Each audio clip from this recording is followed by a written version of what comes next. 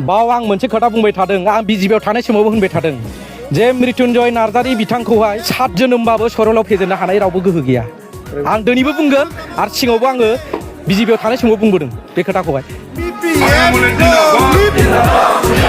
BJP दोलोखौ नागारनानै सा 60 गोख्रों मावथिफोरा बिपिएफ दोलोआव हाबफैदों। फैगौ बिटिसि बिसायख'थिनि बार बारबाय थानाय समावनो फिन आरोबाव बिजेपि दोलोआव खहा। कसुगाव मण्डल, सराइबिल मण्डल आरो जमदुवार मण्डल बिजेपिनि गोख्रों मावथि फ्राजित नार्जारीजों लोगोसे सा 60 सोद्रोमाफोरा बिपिएफ दोलोआव आखाइ हमफैयो। जों जाबादि प्रतिश्रुति होबोदों जोंनि बर' जातिफोरनि हक जिखुनु ट्राइबेलफोरनि थाखाय जों बिथांमोननि थाखाय जेबो मावनो हायाखै जायनि फलाव दिनै जोंहा स्टेट लेभेलनि जोंहा मानगोनां शिबनाथ ब्रह्म बिथाङा जोंनि एसटि मोर्चानि प्रेसिडेन्टमोन राज्यिक माबानि जोंहा स्टेटनि दा बिथाङानो जुदि बिजेपिखौ नागारनानै दिनै बिपिएफआव जइन जादोंबा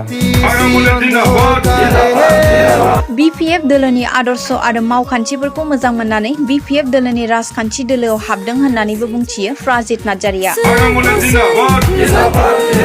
जों बै समावबो जों बिजेपि आरो इउपिपिएल देरहानानै जोङो सरकार दादोंमोन ना होमब्लाबो जों मावनो हायाखै नाथाय जोङो देरहानायल' नङा दिनै बिपिएफनि मावनाया थार आरो बै समाव मावबोदों आरो एबारबो मावगोन बिनि थाखायनो जों बिपिएफआव जइन जादों।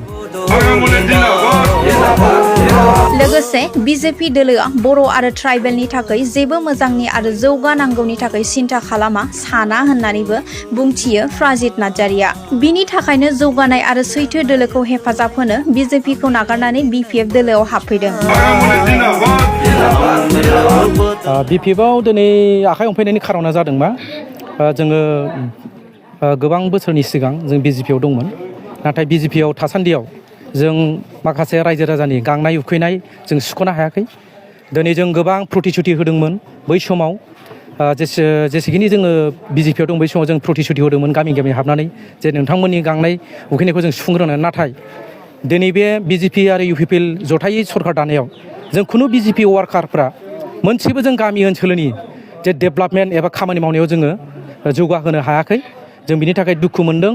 जों रायजो राजानो जोंनि दुखुखौ जोङो सुख'नो थाखाय जों दिनै बे बिपिएफ दोलोआव जों जइन जाफैदों जों सानदों फैबाय थानाय समाव जाहाथे बिपिएफ दोलोजों थाफानानै जों रायजो राजानि गांनाय उखैनायखौ जाहाथे सुख'नो हागोन होननानै जों गोसोआव साननाय दङ। दिनै जोङो बेवहाय 65 जन जादों आरो जोंहा जानो गोबां दंबावो जोङो बाव वार्कारफोर जाफैदों जों बिनि उनाव जोङो गामि ओनसोलाव हाबनानै जों माखासे बिजेपिफोरखौ जोङो बिपिएफआव जों थाबैनो जों जइन होगोन। बाव जोङो मोनथाम समष्टिनि दङ जुमदुवार समष्टि आरो सराइबिल समष्टि आरो जोंहा कुसुगाव समष्टिनि नोंथांमोननि बिजाथिखौ नोंथांमोना माबायदि हेफाजाब खालामगोन? बेयावथ' जोङो जेरैबायदि जोङो खोथा होबोदों जे बिजाथिखौ जोङो ओरैबायदि मदद होगोन जोङो सराइबिल आरो जुमदुवार आरो कुसुगाव जों बे मोनथाम समष्टियाव जोंनि बिजेपिनि जेसेबां वार्कारफोर जइनिं दङ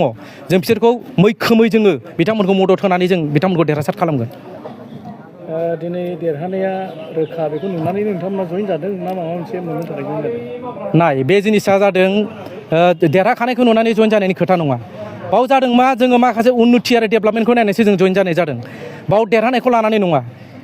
जों बै समावबो जों बिजेपि आरो इउपिपिएल देरहानानै जोङो सरकार दादोंमोन ना होमब्लाबो जों मावनो हायाखै नाथाय जोङो देरहानायल' नङा दिनै बिपिएफनि मावनाया थार आरो बै समाव मावबोदों आरो एबारबो मावगोन बिनि थाखायनो जों बिपिएफआव जइन जादों। बिजेपि दोलोखौहाय मा जाहोनाव नोंथांमोना बे गासिबो नागारनानै फैनो गोनां जादों? नाय बिजेपि दोलोआ मोनसे नेसनेल दल बाव बिराद रेसपन्स मोनो आं बिजेपिआव थानाय बहुद जिनिसखौ जों सोलोंबोदों आं सोलोंबोदों व्यक्तिगत बिजेपिआव माबायदि आदर्श दं आं बेखौ सोलोंबोदों नाथाय मोनसे जिनिसखौ आङो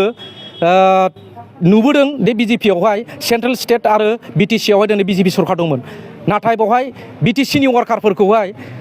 बिजेपिआ मानसि खालामनायनि एबा सिमां जेबो गुरुत्व गैया आरो बेवहाय सेन्ट्रेल हिसाबै गावसिनि मानसिखौ नायो नामा बिथांमोना?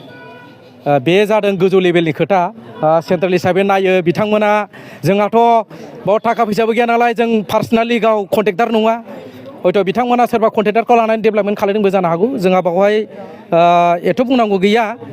जाय हक बिजेपिआव आं गोबां सोलोंबोदों बिराद अभिगथा जाबोदों खिन्थु आं मोनसे जिनिसनि थाखाय आं दिनैहाय